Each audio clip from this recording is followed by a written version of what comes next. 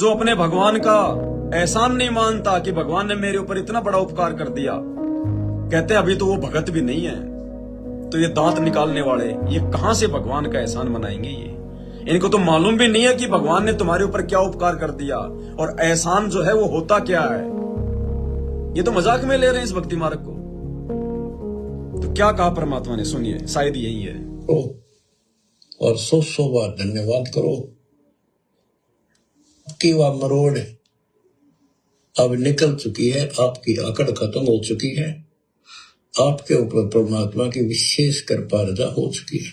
ये सत्सेवकों के लिए है संदेश। इसलिए बच्चों, परमात्मा की श्रद्धा को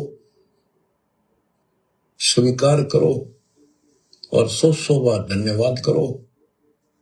थोड़ी बहुत देर विशेष प्यार दिखाया करो दाता के प्रति, कभी ना कभी तो जरूर उसके प्रति आंसू आने चाहिए। हे भगवान, कैसे दया करी दाता, हम तो वो काम बिना सोचा था।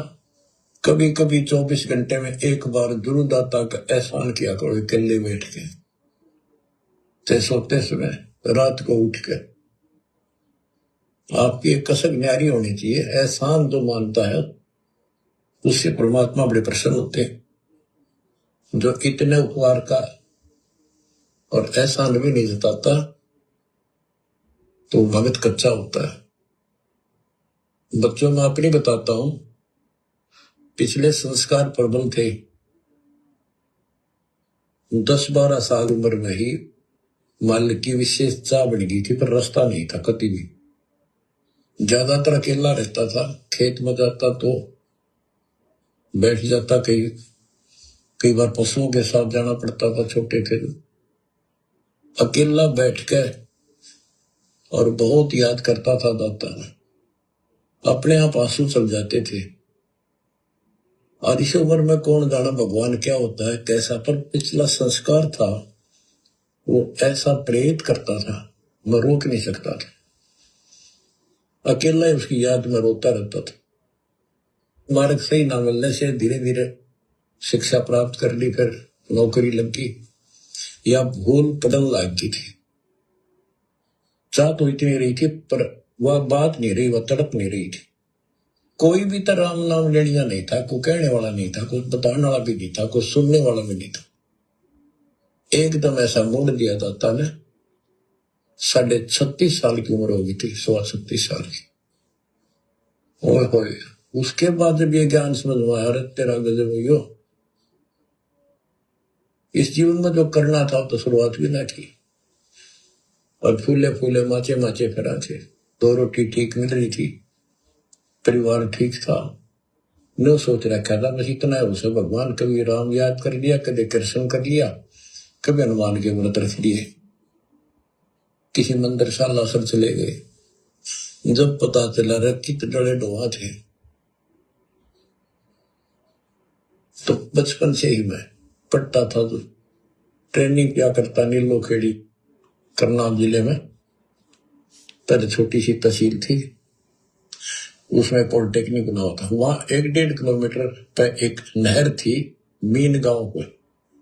वहां तक अकेला जाता और रोया करता। 20 साल की उम्र थी उस टाइम। मालिक को याद करके, पता नहीं कब मिलोगे, ए परमात्मा ना मिलो, आपका नाम तो हमारा है। इस तरह अंदर से प्रेरणा हुआ करती थी। संकेत क्या कर दिया परमात्मा ने, हमें भी समझा दिया कि अपने गुरुजी का एहसान मानना चाहिए। 24 घंटे में एक बार आपकी आंखों से आंसू आने चाहिए, एकांत में बैठकर उनके उपकार को याद कर करके कि भगवान, हम जैसे दुष्टों को आपने आके संभाला, हमारे लिए आप जेल में बैठे हैं।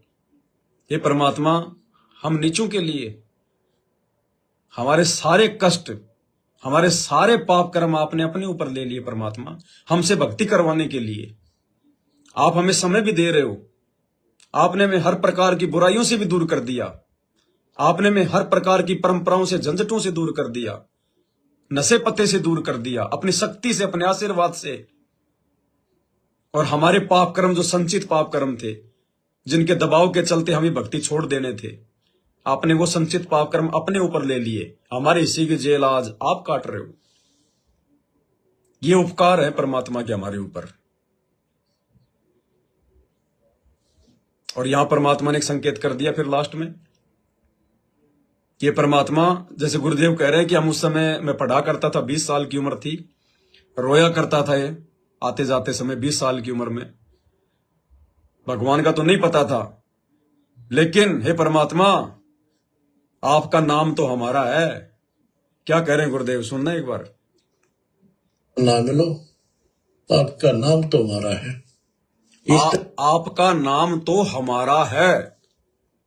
अब बताओ, जब भगवान उस समय तक गुरुदेव को जब मिले ही नहीं, एक लीला कर रहे हैं परमात्मा, जिस समय तक गुरु जी को पता ही नहीं था कि भगवान कौन है, परमात्मा कौन है, ना इनको मिले, तो ये कैसे पता चल गया कि आपका नाम तो हमारा है? जब भगवान का नहीं पता तो भगवान के नाम का कैसे पता चल गया? तो ये संकेत क्या है पता है? आपका नाम तो हमारा है।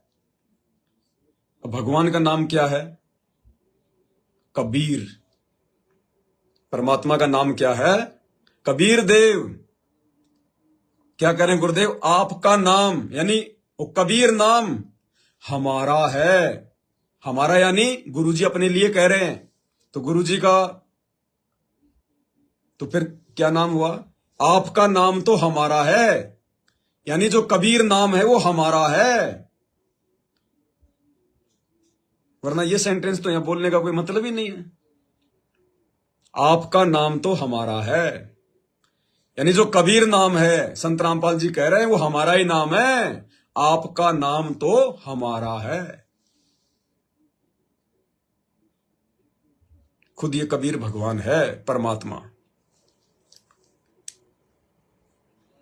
तो इस प्रकार से भाई और बहनों, हमने अपने परमात्मा का एहसान भी जताना है।